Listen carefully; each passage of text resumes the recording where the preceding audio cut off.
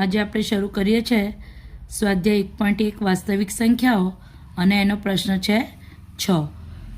હું પટેલ શબાના સ્ટડી પોઈન્ટથી આ વિડીયોમાં તમારું સ્વાગત કરું છું. હું આશા રાખું છું કે તમને આ મારો વિડીયો અને આ સમજૂતી તમને ગમશે. જો તમને ગમે તો લાઈક અને સબસ્ક્રાઈબ જરૂર કરજો. બરાબર, તો ચાલો શરૂઆત કરીએ. સમજાવો કે 7 × 11 × 13 + 13 અને 7 × 6 × 5 × 4 × 3 × 2 × 1 + 5 એ શા માટે વિભાજ્ય સંખ્યાઓ છે? તો આ દાખલાની શરૂઆત કરતાં હું તમને એક નિયમની ચર્ચા કરવા માગું છું. અહીંયા તો આપણો નિયમ એમ છે કે કોઈ પણ વિભાજ્ય સંખ્યા હોય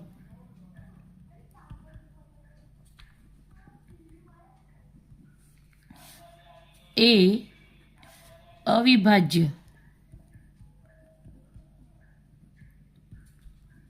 અવિભાજ્યના ગુણાકારથી બને છે.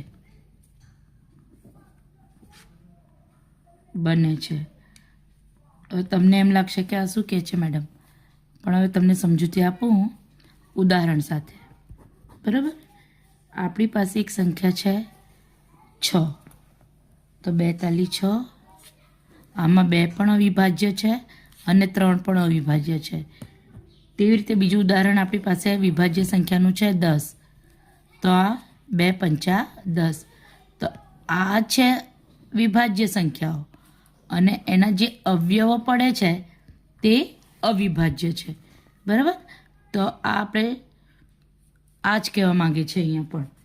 હવે ચાલો આપણે દાખલાની શરૂઆત કરીએ. 7 × 11 × 13 + 13. આમાં જોજો મિત્રો, 13 કોમન છે આપણી પાસે, સરખા છે. તો અહીંયા 13 આપણે લઈ લઈએ કોમન. અહીંયા 7 × 11 + આ 13 લઈ લીધા છે બહાર, એટલે 1 લખીશું અહીંયા. હવે 13, 11 × 7 = 77 + 1.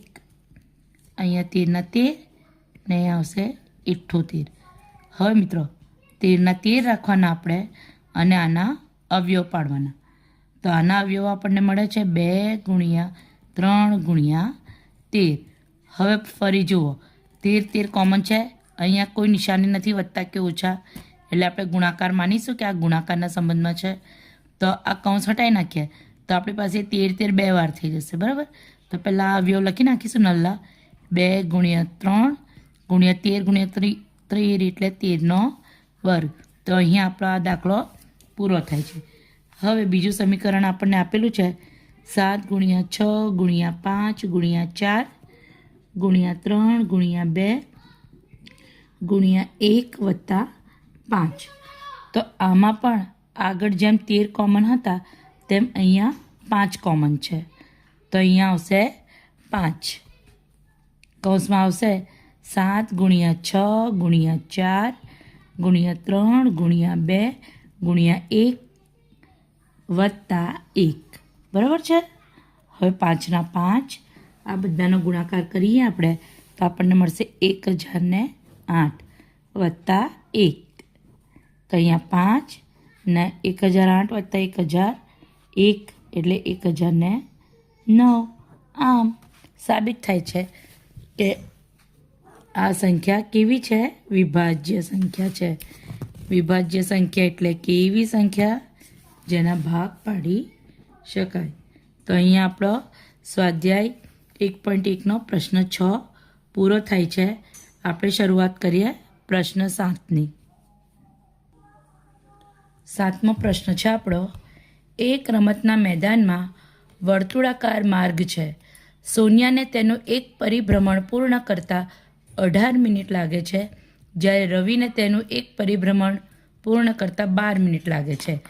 ધારો કે બંને એક જ સમયે એક જ બિંદુએથી એક જ દિશામાં પરિભ્રમણ કરવાનું પ્રારંભ કરે છે, તો કેટલા મિનિટ બાદ બંને ફરી પ્રારંભ બિંદુ પર ભેગા થાય છે?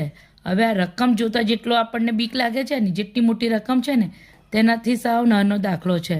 બરાબર, તો આ દાખલો પણ પરીક્ષામાં પૂછવાની શક્યતા વધારે હોય છે.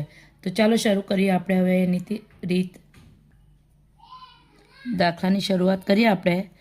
આમાં બે પાત્રો છે, સોનિયા અને રવિ. બરાબર.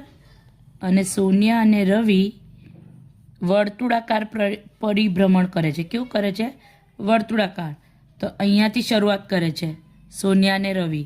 તો આપણે ભાઈ અહીંયા દોરી દઈએ રવિભાઈને ને અહીંયા સોનિયાને. બરાબર. કેવું મજા પડે ને?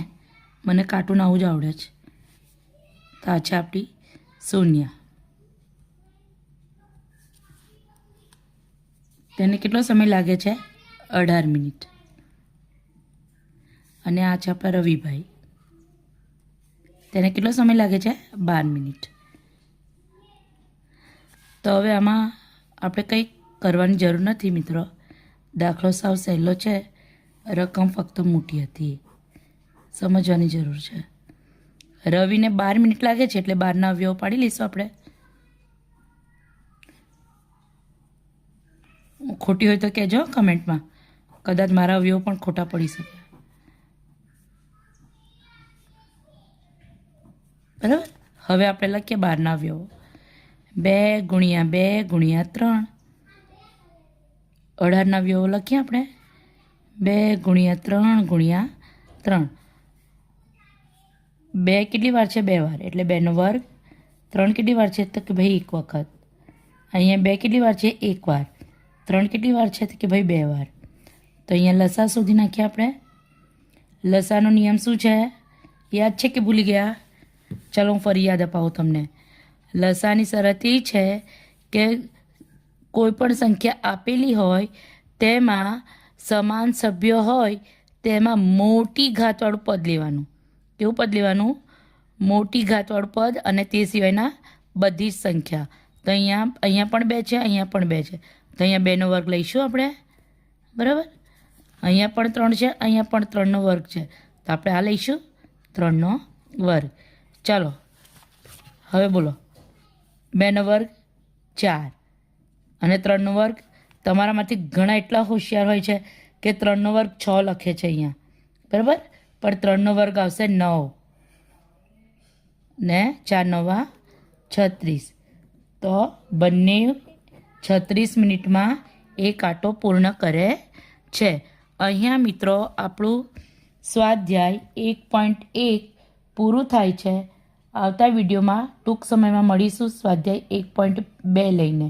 અને એમાં પણ પરીક્ષાલક્ષી ઉપયોગી દાખલા હું તમને સમજાવીશ. ત્યાં સુધી વિડીયોને લાઈક અને સબસ્ક્રાઈબ કરજો.